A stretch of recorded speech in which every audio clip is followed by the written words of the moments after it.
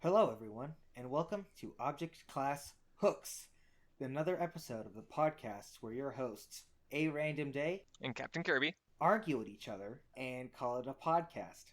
On tonight's episode, we're hoping to talk about hooks, what they are, why you need them, and where they can go wrong. All this and more on Object Class Podcast. To start us off, Kirby, I would say that the form of a hook in the SCP format is kind of different from hooks as we think of them in traditional prose. And honestly, the concept of a hook in writing at all is like, it's the kind of thing that you think of like a nonfiction essay than an actual like sci-fi or fictional work, you know? I would disagree with that. I would argue that hooks are important in pretty much any type of writing that you're doing that's not essentially technical because they're how you get people invested into the world and how you get them diving in the first place. If people are not invested in your world from the very first word, then it's going to take them a while to actually get into it, and you're probably inhibiting the experience in some way. But I do agree that when you are trying to write a hook for an SCP, it's going to be very different than how you'd write it in prose, largely because, like, honestly, you have a lot more room and a lot more ways that you can create a hook in the SCP format as compared to normal prose. Because while you have a lot more freedom with sentence structure and all that, because it's just prose, you can write however you want. The SCP format has other mediums, it has pictures, it has the structure itself, which kind of lends itself to part of the hook. There's a lot of tools that are kind of provided to you that you can build hooks out of. Right. But I would say that they all sort of fall under the same constraints, of which I think there are two. You only have one sentence or one image to do it in, and it has to convince your reader to keep reading.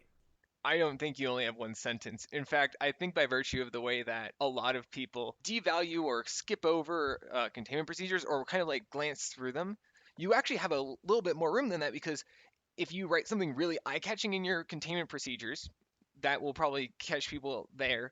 And then if you write something in the beginning of your description, that's definitely going to catch people there. While I actually think that in fiction you have fewer words, like you only have the first two or three sentences because people aren't going to skip the first paragraph of what you write. But when writing an SCP, it's kind of commonly accepted that not everyone pays as much attention to the containment procedures. They'll pay enough attention that if you really put a hard hook in there, someone will catch it. But if you don't really start the interesting part of your article until first, second sentence of the description, no one's going to blame you for that. Yeah, but I don't like that kind of pass. I feel like that is giving the reader a pass, and I definitely want to push people away from doing that because I think that the containment procedures are a really undervalued and extremely powerful form of writing in fiction, which is illusion. Like, the whole idea of the containment procedures is that they are a form of illusion. They don't actually describe the monster, they describe how to catch it or hold it or stop it. Is that how illusion works? I don't think that's how illusion works. At least I'm I'll double check. I'm pretty sure that's not what illusion means. Whatever it is, it's giving us, the point is that it's giving us a silhouette of what our monster or what our article is about. And I think that really intensifies the feel of what the article is because it's this idea that, like, in horror, a monster is usually scarier the less you see of it. And giving the readers space to form an idea of what your article is about is a lot stronger in coloring their first impressions of the article than just going to straight to the description because you give them a little bit of space to imagine what it is. And I think that what they come up with is in a lot of ways a more compelling to them than if you just deliver it to them straight in the description because you give them a little bit of initiative to imagine what the article is. So I think that that can really energize an article and get your reader absolutely hooked because before they know it, they've already come up with ideas for what this article is, and now they want to know what the article is all about. I'm kind of biased in how I talk about containment procedure hooks because they can really energize an article, get your reader absolutely hooked, and they're great for short, high concept articles, which have increasingly become more and more what I write when I write SCPs. I will agree that writing good containment procedures is going to be a solid hook into an article. I will also say that technically that is how illusion works. Usually I hear illusion in reference to like writing something that is going to call to the reader a reference of some other concrete thing, but technically you can write allusion to like create an image before you mention it explicitly. And that is essentially what a containment procedure is going to do. It's going to create the shape of the monster without filling it in. My one thing with containment procedures is that they're a very potent tool when used correctly, but it's very difficult to use them correctly, and not every story that you necessarily want to tell in an SCP is going to lend itself to having strong containment procedures to paint that picture for you. Some of them do. Some of them have very high quality containment procedures because there's something about the object that's going to stick out in the way that you deal with it. But not every single object or idea or story is going to necessarily lend itself to that part of the format, while maybe being able to play better into later parts of the article, like the description and the other epistolary devices that an SCP has to offer. Right, but in that case, I think it's equally important to make your containment procedures as short as possible while still conveying a good idea of what your article will be and giving the reader room to fill in blanks or like color in details behind the scenes, as it were.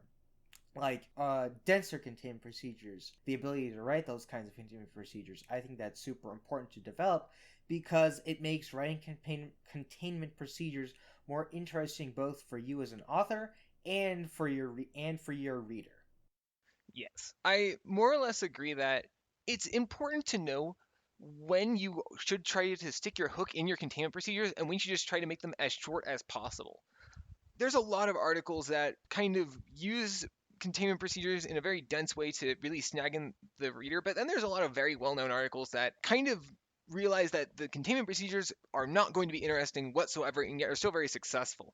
Like one of my favorite examples of some of the shortest containment procedures on the site for one of the most popular articles on the site is 2935. It has one sentence worth of containment procedures and it's not particularly descriptive. That's entirely fine though, because we then jump directly into the description, and that's where a lot of the hook kind of lies. And what I'm kind of getting at is if your containment procedures are long and they aren't interesting, then that's not great because it's the first thing that the people are going to see.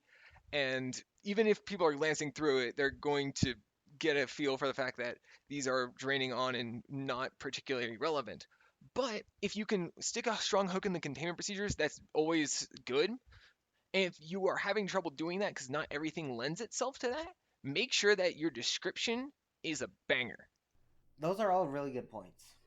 But even that one sentence can still be hugely important in telling your reader what kind of tone you want to go for in your article. 2935's containment procedures, they are incredibly short, but they are also like brisk and utilitarian, and I think that's a great way to set the tone of 2935. It is very bleak, it is very utilitarian, and it is very uncompromising. I'm not sure utilitarian is how I would describe it. Bleak and uncompromising. Yeah, yeah, that makes sense. I will argue, though, that, at least in the context of hooks, that single sentence doesn't give the reader a lot to work off of. Again, if your containment procedures are not giving the reader a lot to work off of, that's not the end of the world, as long as they're short. If you have like 500 words of not much to work off of, if it's like very generic lockdown procedures and talking about unnecessary things like guard rotations, if it's something that doesn't really spark the imagination of the reader, especially in the containment procedures, you should probably cut it until you have either the gold nugget of a hook that you have, or until it's the bare minimum that would make sense for an SCP article in the first place, so that way you can get right to your description. Because if you can't necessarily do strong containment procedures for your specific idea, like if it's a door to another place and your containment procedures are don't let anyone in, that's fine as long as when you hit the description, your description of your door to another place is solid. I know I'm repeating myself, but not every object necessarily has spectacular containment procedures as far as a hook is concerned. They can set the tone, and that's important, but getting your reader to want to keep reading, that's about making sure that there's questions that they have for themselves about the article and essentially a promise of an answer later down. And if you can't create a question in your containment procedures, that's super pressing to a reader, then you better make sure that you make it in your description. That brings us probably to the next kind of hook. But before we go there, I think we should summarize sort of what we've talked about containment procedures as hooks.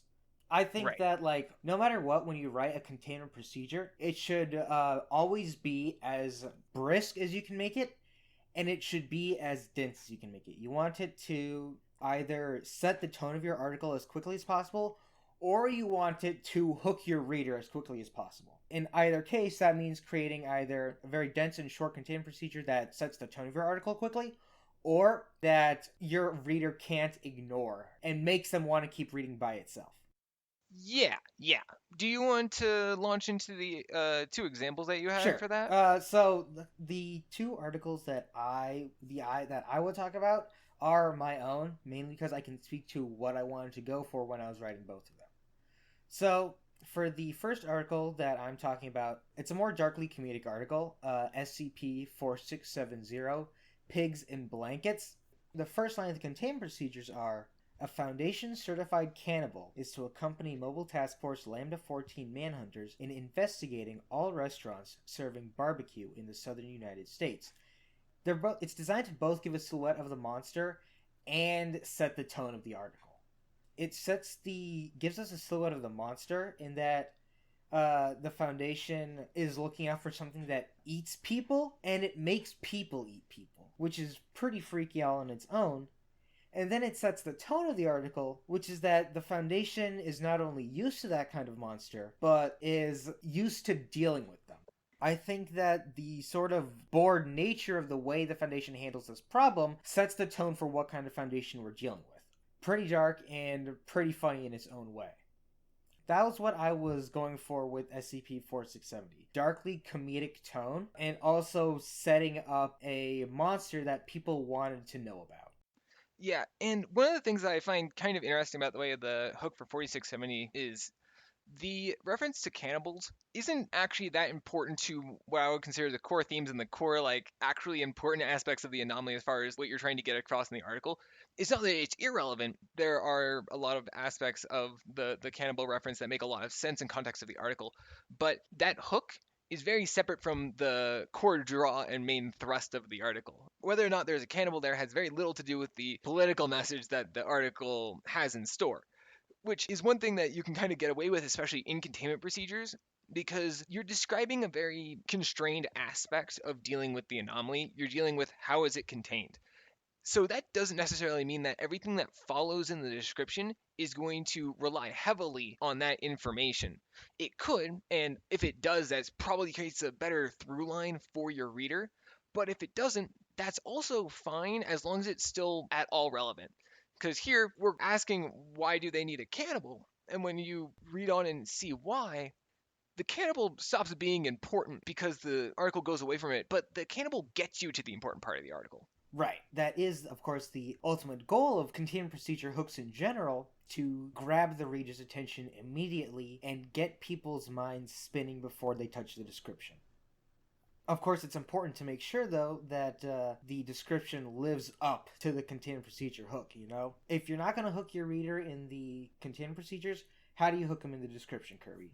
Usually, when you hit the description, that's when you're going to start to give very concrete description, or it's called a description. Of course, it's going to be a concrete description of what the anomaly is.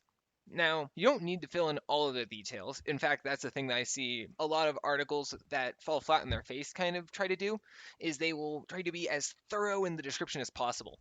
And that's not always a winning formula because usually there's a lot of aspects to these anomalies that just aren't that important. Like if there's an object like a box, it doesn't really matter what color it is unless it's a particularly interesting color for whatever reason.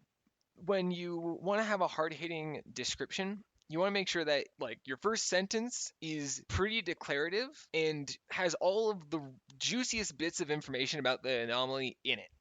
Well, not all of them, but if you can distill the essence of the anomaly into the most interesting set of adjectives and nouns that you can, if you can stuff that into your first sentence in a way that feels natural, then that's how you're going to really perk the interest of your reader because then they want to read more about the thing.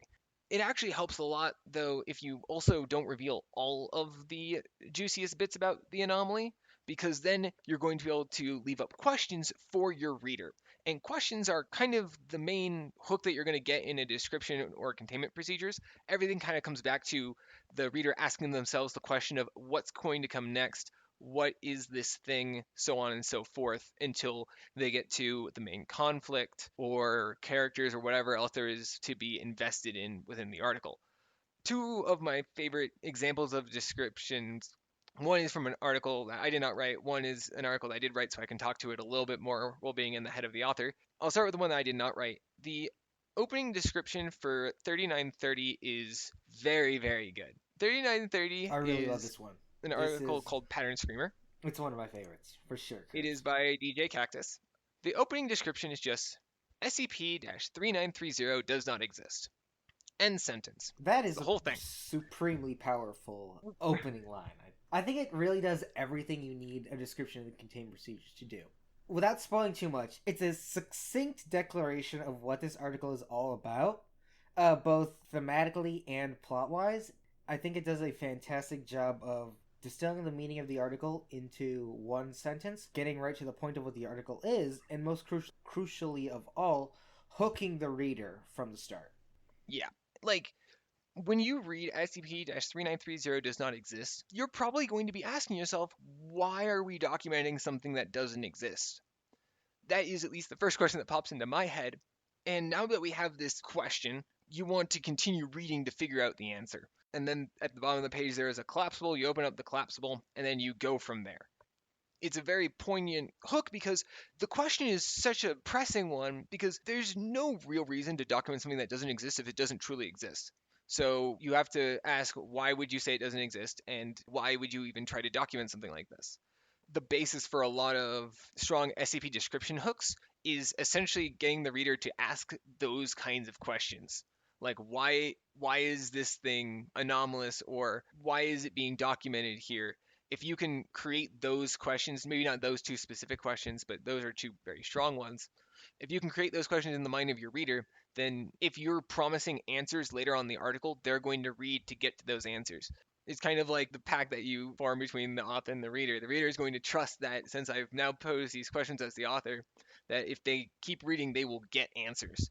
Now, you don't always necessarily need to supply answers because the way that SCP works, but the fact is that if you are posing questions, the reader will kind of expect answers and they will read on to get to those answers. The other example of an article that kind of does this with its opening sentence of the description is my 001 proposal 05-13.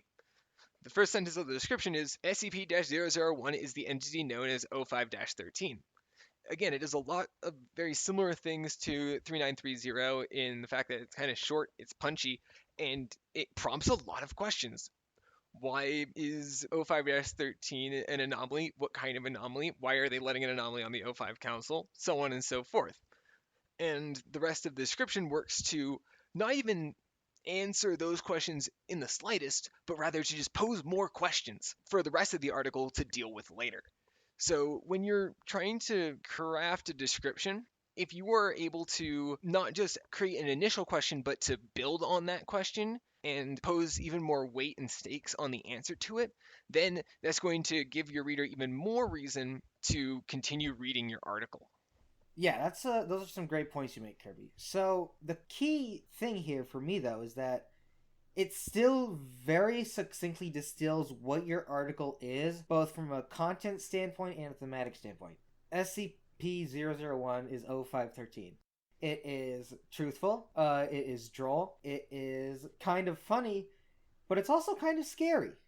And I'd say that this little stew we've got going on in this first sentence sort of summarizes the parts of your article as a whole. Yeah, that's very fair. It helps that both of the articles that I've talked about so far with regard to description, the nature of the anomaly is very, very directly related to the themes of the article because there's times where the anomaly itself isn't necessarily closely tied to the themes in such a succinct way that when you read the article and you kind of come back to the beginning, you realize that the article really is about investigating that first sentence. You don't always need that, but when you can get it, when you can craft an anomaly paired with a story and an article that you can kind of sum up without revealing all of your tricks in one sentence, then that's going to be really strong. Although another example of a type of description where it's a little bit longer, it's not quite as succinct, but it still poses questions, but different types of questions, are descriptions like you see in SCP-4661. SCP-4661, which I believe is That's titled yeah, Sin that sounds City, about right. I believe. It's by Rounderhouse, and the opening poses fewer questions that are mysteries and that are they're more thriller type questions. The opening to 4661 in the description is SCP-4661 is a region of space wherein the city of Las Vegas and the fourth circle of hell, as reported in Dante Inferno, I can't pronounce that last name, overlap. So hell and Las Vegas overlap in a region of space. This poses questions less like why is this an anomaly, or why is it on the O5 Council, or why is it being documented here, and more the question of how do you really deal with this? How is devils and demons in Las Vegas going to be resolved? Because that immediately breaks a lot of the standards of the SCB Foundation. You know that they want things to be contained, that they're very much about keeping normalcy the way they are, about keeping anomalies out of the light. So when you hear, oh, there's just hell in the real world, there's immediately a conflict that's created between the Foundation and this anomaly. And conflicts are kind of at the soul of most stories, not necessarily the most SCP articles, because not all SCPs necessarily have a traditional narrative. But when you can create a sense of conflict that quickly, that's also going to get your reader going, because it's asking questions, but it's a different kind of question. Yeah. It also does a lot to set the tone of the article, but I think one other thing that it does pretty nicely is the image. If I'm not mistaken, SCP-4661 also has like a photo of Las Vegas right at the top, doesn't it? It has a photo of Las Vegas right at the top with there's a casino that's built kind of like a pyramid, and it has this one light that sticks out from the top like a beacon. It's this very wonderful picture of Las Vegas city life at night with the pyramid and the one beam of light sticking up. So it's a very solid image for people to be like, oh wait, why is there this beam of light in the middle of Las Vegas? Especially if you aren't like there normally and know of this casino. Yeah, images are one of the best forms of hooks, and if you have a great image, you should consider using that to hook your reader. An image can do a lot for an article. Like an image can prompt questions by itself. And then sometimes an image can prompt questions in context of the things immediately around it. I'll give one example of the first type of hook. This is an article that I've written, SCP-3005. The picture for that article is a piece of bread stapled to a tree. What? I did write this, and I did take this picture before I fully appreciated that r/bread stapled to trees existed and was a sub on Reddit. A friend of mine showed me a picture of bread stapled to a tree, and I ran with that before I really looked at Reddit. But when you see a picture like that, especially in context of an SCP, your first question is, how did the bread get there? Why is the bread stapled to a tree? It poses a lot of questions. Not so much in the form of conflict, but more in the form of curiosity and, I guess, mystery in a sense. Yeah, that is pretty freaking mysterious, ain't it? You got bread stapled to a tree at night. That's spooky as hell. I did go Damn. take that picture myself. Yeah. What's the caption on that image? The caption on that image simply reads, picture of SCP-3005 confiscated during event SCP-3005-A, which is not a fantastic caption, I will admit. It indicates that this is key part of the anomaly and that there is some sort of event that would occur in which there needed to be some sort of intervention to get these sort of pictures, but it doesn't give you much more than, hey, the bread stapled to a tree has to do with the anomaly. Yeah, and I think that's a case where the absurdity of the image more than makes up for itself. But in other cases, just to keep on the topic of images and captions, I think that a caption in a lot of ways can be used to accentuate a picture very strongly. It leads to a key theme of what I think a hook should do, which is implement contrasts and contradictions in some ways to sort of get the reader interested by why this contrast is being made. One of my favorite examples of this like contrast slash contradiction would be with SCP 4444. The picture, Al Gore and George Bush. The caption is SCP 4444 on the left, Jack Bright on the right. Oh no. I'm paraphrasing, but you get the gist. Yeah. This here is a great example of like how to use a caption to make a normal image really pop. Because when you don't have literally bread stapled to a tree, you can take an image and then introduce it and tie it into the anomaly in a way that no one would really expect going in. It helps that the core idea of the article, that these two politicians are not really who they say they are, and in fact, one is an anomaly and the other one is Jack Bright. That concept alone has a lot of legs and a lot of meat on it to build a hook out of. But to be able to explain all of that and get that idea across in a single image and a single sentence is a very punchy way to introduce the reader to that and immediately get them asking those questions. Immediately get them asking, why the hell is Jack Bright George Bush? And what happened to Al Gore? Yeah, it is a hell of a thing. But of course, you can't have a good caption if you don't have a good image to go with it. Kirby, how do you find good images to use for hooks? I do not often try to build my hook into my image. I like to have an image for an article because it gives people something visual to associate with it. But when I'm trying to specifically figure out what image I want to pair with an article, I want to make sure it's something very directly related to the article. And sometimes I don't really go looking for a picture. I have to go out and take it myself. Like 3305, I could not find any CC compliant images of bread stapled to trees, so I went and I took one myself. That is dedication. Damn. It was a fun night of asking a friend for a stapler.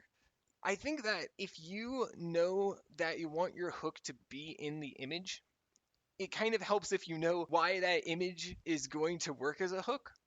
And then sometimes it's not about finding it, sometimes it's about making it yourself. Unfortunately, I don't have much more to say on that because I'm not exactly an images guru. For me, I'd say I definitely adhere strongly to the idea of like contrasts and contradictions. For example, when I wrote SCP-4220 with Hippo, we used a picture just of the moon and captioned it SCP-4220. I think that does a lot to sell the idea of the article as a what the hell sort of piece. Well, it's one of the few cases I'd say I've adhered to that principle properly. I've used images in other articles, but I'm not really pleased with a lot of them because I feel like in a lot of cases I've used those images poorly in the sense that I was discussing something interesting in the description, but then the image I had to go along with that description was completely unrelated. In SCP 4310, which I also co authored with Hippo, I'm talking about a centipede that looks like a wizard, and then the image to go along with it is just an empty clearing.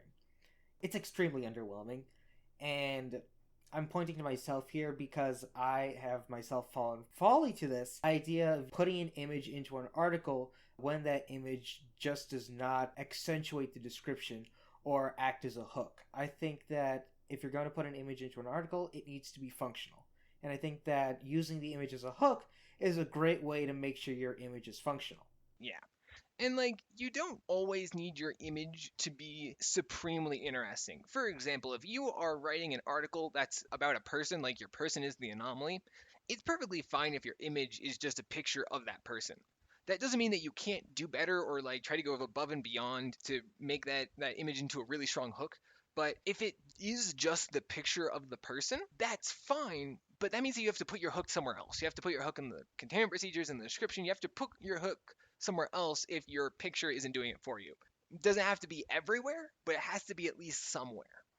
Yes, it should be relevant to what is being It should be relevant described. to the article. Like, And I mean, like, directly, specifically relevant in a way that makes sense for why this image would be in the article and not, say, the anomaly itself. That's one of the common cases I see where you have an article that has a description of the SCP, and then the picture is of something that is like the SCP, which is only made worse by the fact that it is captioned that way, signifying a self awareness that is frankly incongruous with the tone of the article. Because if the Foundation knows it's not the real thing, why not just use a picture of the real thing? It just breaks my immersion. yeah, the only times when it really makes sense to have a picture of something that's like the anomaly but not the anomaly and like explicitly caption it that way is usually if there is an in-universe reason why they can't get pictures of the anomaly. And that should be relevant to the article. The fact that you can't get a real picture of the anomaly should be relevant if you're going to have a picture of not the anomaly and explicitly note that it's not the anomaly. Like, you're calling attention to a lot of things that may not necessarily be relevant, but probably should given what you're drawing your reader's attention to.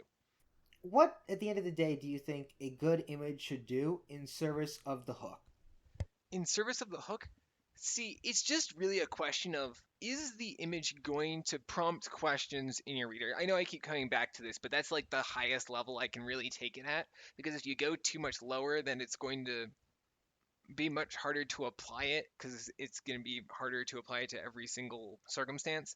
If your image is trying to be a hook, then it should prompt the questions that you can't necessarily put in your description or in your containment procedures. Like, there's a very good Series 2 or Series 3 article about a raccoon that, SCP-1152. yes, yes, it is. Got Yes, it your is. back, dog. Okay. So, here you're doing something kind of similar to what we were talking about in SCP-4444, except you're doing it with something that's slightly less, I guess, comedic in a sense. You have a picture of a person in a cage, and you're saying, this is a raccoon. You're creating that disjoint question between what people are seeing and what you're telling them they're seeing. That's kind of how a lot of, at least, image caption pairings work. Have an image, and you say that the image is not what the image is obviously of. In those cases, that's going to create the obvious question of, wait, then why am I seeing this instead of what you're telling me I'm supposed to be seeing? But not every single image that you want to use as a hook necessarily needs to work that way. Because, like, bread stapled to a tree doesn't really need much of a caption to get you asking questions. It's just that you put a caption there because that's what you do in an SCP article when you have your image at the top right. Yeah, You want and to I'd explain say what it that is. a man in a cage accurately describes what SCP-1152 is, and also raises many questions in the reader, such as, why is this man wearing a suit? Yeah. There are other ways and things kind of that come technically even before images that you can use to create a hook. Well, I say this, but it's definitely fallen more out of style. But in the beginning, like back when the wiki was more in its infancy, the object class meant a lot more to an article, just because how dangerous an object was, how difficult it was to contain, had a lot more bearing on the article itself because they tended to be shorter back then. There was a lot more in the containment procedures. So at least prior to Series 3, things like the object class used to kind of act more as a hook on its own, but that's kind of fallen out just because object classes actually being important to an article has Whew, kind of don't get fallen me out. started on how much I don't care for non-standard object classes. I mean, it doesn't matter if it's standard or not. If an article or an anomaly is Keter, then it doesn't make me ask any more questions or make me want to read it any more than a safe one. Like that's all I'm saying. Yeah, I guess that's fair. I'm not a big fan of object classes as a hook, mainly because they just kind of take up space in an article, really. You need to justify your object class if you're using a non-standard one, and 9 times out of 10, the justification either isn't worth the time you spent writing and would just be much better off if it were a regular object class. There are occasional strokes of brilliance. One of my favorite examples of this, Lily's 001 proposal. I'm a huge fan of that 001 proposal for a lot of reasons. I think that the non-standard object class there, what is that, unnecessary? Yeah, Yeah, it's that's just one of my unnecessary. favorite non-standard object classes of all time because of how perfectly poignant it is. I think its poignancy means that it doesn't need to explain itself. I would argue that it kind of explains it, given the fact that it's followed by SCP-001 does not need to be contained, which is also a quality hook for special containment procedures, given that it's an 001 proposal, and just saying that it doesn't need to be contained, again, raises a lot of questions. It doesn't explicitly say why it's unnecessary, but there's like, it's very obvious why it's unnecessary. It never spends time explicitly justifying itself. It lets the article speak for it. If you're going to use a non-standard object class, then you had better be damned sure that your article can explain why it is that object class without ever explaining why it is that object class to my face. Furthermore, I will note that usually if you're using a non-standard object class as your hook, it's less that you're going to prompt questions that will make readers want to go on. Sometimes it will. Some readers will see a non-standard object class and say, I wonder why it's this way. But I also know a number of readers who will see a non-standard object class and kind of take that more as a hindrance. It will bring them out of the article because it'll have them asking themselves out of universe, why did you go with a non-standard containment procedure? That's less common, I would say, than just your average reader. But given how small the space the object class takes up on the page, and compared that to how much more attention and depth people are going to probably give your special containment procedures or your description, if you're really banking on your object class for a hook, that's probably not the way to go, at least anymore, unless you have like a stroke of genius or something. But more often than not, you should put your hook elsewhere in your Yeah, either a article. stroke of genius or a stroke of absolute dumbness, like I did with SCP-2790. That one is from my wilder days, and it has the object class BFF. Yeah, again, that's more of a situation where like I don't even argue that's not even like the real hook. It just happens to make sense in context of the article. Yeah, but I think honestly, your image caption pairing is a significantly better hook, and like you don't even need the BFF object class as far as hooks are concerned. that may be the case, but I still contend that it feels more of an object class based hook than an image based hook. You have an image of a squid, and below it says 2790 is adorable and should be petted often. Come on, I I come on. I You can't. feel like I low key thought object class BFF was going to draw more people's eyes at first. I kind of thought they wouldn't be looking at the caption really. They just see a squid and think, "Oh, that's SCP-2790." Mm-hmm. Mm-hmm. Look, I was young and dumb. Okay, cut me some slack. Right, right, right, right, Uh, right, right. but SCP-2790 is also an example of what I think is another kind of hook, which is the format screw. Now, one of the things about format screws is that even though you're supposedly writing an SCP, by virtue of it being a format screw, you can kind of do whatever. But that also means that if you're doing whatever, your hook gets to be that much stronger. There are a number of really strong cases where a format screw really takes advantage of the screw that it's using to create a hook. I think my two favorite examples, one from myself and one from an article that I did not write, are SCP-3393 and the hook on the 4K con entry Taboo. I'll talk about Taboo first and then I'll talk about 3393.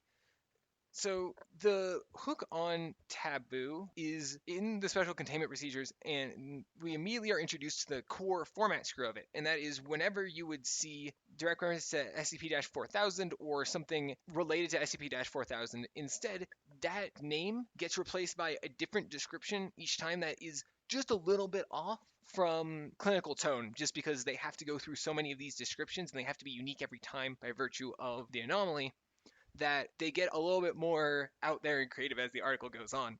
But you're immediately introduced to this bold green text that obviously should be referencing SCP 4000, and yet it's not. And it keeps changing throughout. So, first of all, it kind of draws you to it visually. It's a different color, it's bold, it stands out.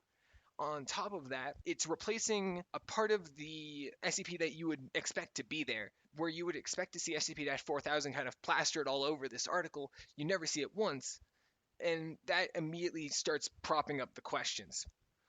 It's a more subtle format screw than other articles that do things like just entirely ignore the SCP format and clinical tone, but this one here, well, it doesn't kind of throw caution entirely to the wind. It does it in a more subtle but still visually attractive and prominent way, such that the reader will take note of it. Yeah. And then the other one, SCP-3393, cheats a little bit more.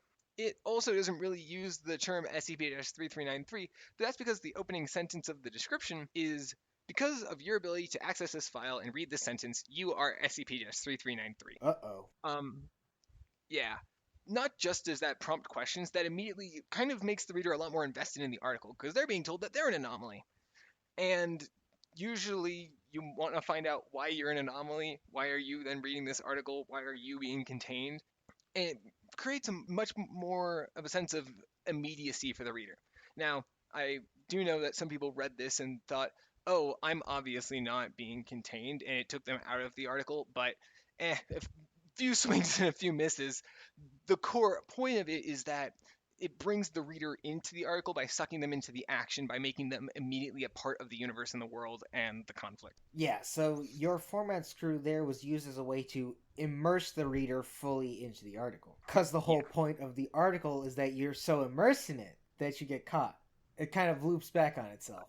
Yeah, it does. It has other there's other aspects of the format screw that I didn't explicitly expound upon, like the fact that there's no containment procedures at the top. But the core point of the hook isn't so much that there's no containment procedures at the top, because I'll have you know, there are people who did not catch that when they read it. They thought that they would just normally skip the containment procedures and did not realize they were not even there. Bruh. Um, Fellas, read the containment yeah. procedures. Authors, write the containment procedures better. You're just salty. I'm very Um, salty. I love containment procedures, man. Show some respect. but when you are doing a format screw, not all format screws necessarily need to immediately apply to the hook, but you're kind of putting a bigger ask on the reader because you're not really writing in the traditional SCP format. You're screwing with it. So you have to kind of make sure that your hook justifies the format screw that's to follow. Really solid format screws, I find, work their hook into their format screw. So it's not just that the format screw is there and then the reader's supposed to be hooked by something else. The format screw works together with the description, with the containment procedures, with the story to create a more exciting hook. How you exactly craft a format screw to create a stronger hook is something that's much harder to describe because there's so much more freedom with format screws. How do you think decide whether or not to pursue a format screw? Oh, you really want to put that in this episode? You have 6.5 minutes. Go. I mean, so if you are trying to figure out if your article deserves a format screw, which when we inevitably do a format screw episode, we will expound upon this, you have to make sure that A, it is thematically relevant to the article, B, that the anomaly itself justifies having a format screw, and C, that the entire main reason that I'm reading it shouldn't just be the format screw, but the format screw very, very much enhances that aspect of it. There's so many different types of format screws, and each one more or less has its own reason for being. But when you're trying to figure out, does this have a format screw or does this justify using a format screw, you need to make sure that your format screw isn't the whole point of the art, isn't like the only interesting part of the article, but you also have to make sure that your article justifies having a format screw.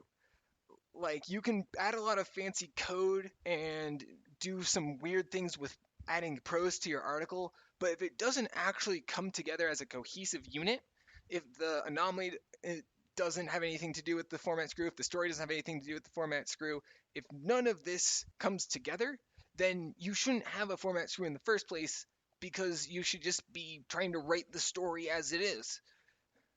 Yeah, you know what I kind of imagine a format screw to be like? It's almost like a really expensive dessert meant to showcase some super rare ingredient. In the sense that the format screw is the super rare ingredient, is what really pushes this piece over the top into absolute perfection. But at the same time, what you're using that format screw to accentuate should be worth accentuating in this way. Yeah, we will probably go into more detail on this whenever we do a format screw episode, mostly because there's so much to say about format screws and like how to justify it, but we will eventually do this topic more justice. Count on that. So, yeah, when it comes to a format screw, what do you think is like a rule? What do you think are the rules of thumb in like 5 sentences or less that an author should keep in mind when deciding whether or not they want to use a format screw? We're really shoving this in here, aren't we? I'm Um, trying to be didactic. we're shoving this in here. Ah, For me personally, I think the format screw should accentuate your article. It should be the capstone of the piece, and after reading your article, I should be able to say, "Wow, that piece would not have worked as well as it did without the format screw." yeah. If I was to really condense when I think articles should use a format screw, it is when your in universe reason and your out of universe reason both align such that the format screw works. If you just have a format screw without an in universe reason, then it's usually a little bit harder to pull off. And if you don't have an out of universe reason for it, then it's going to come off as kind of superfluous to the point of the article. If it doesn't do something for the way that you tell your story or something for the way that the reader experiences the core thrust and draw of the article, then it probably shouldn't be there. But then also, like if the anomaly itself doesn't have anything that really lends itself towards a format screw, then you're going to be much harder pressed to add it into the article because then why would the foundation have written it in that way? Yeah, the whole point of a format screw is that it's special, so you better show your reader why it's special. Mhm. I'm going to be honest with you, Curve. I feel like I'm tapped out on what I want to say about hooks. To be fair, I was tapped out when you said, so let's talk about format screws. Fair enough. That sounds like it's a wrap for us, folks. Hopefully, you guys learned something new, and hopefully, you enjoyed listening to us talk about it. Yeah. Hopefully, the next time you go to write an article, you'll be able to craft a beginning that makes people want to read it more. Absolutely. I want to read more articles, damn it. I want to read more articles. And on that note, thank you for tuning in to Object Class Podcast.